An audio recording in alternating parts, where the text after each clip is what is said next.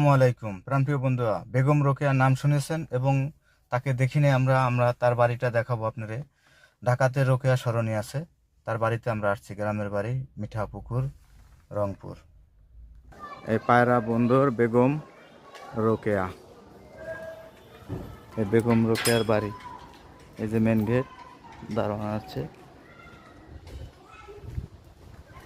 এই যে তার বেঙ্গল হাউস, বেগম রোকেয়ার বাড়ি। প্রাণপ্রিয় বন্ধুরা, আপনারা আশা করি তার বিস্তারিত এখানে পড়ে দেখেন। বেগম রোকেয়ার বাড়ি মিঠাপুকুর, বেগম রোকেয়ার বাড়ি। হ্যাঁ হ্যাঁ, বেগম রোকেয়ার বাড়িতে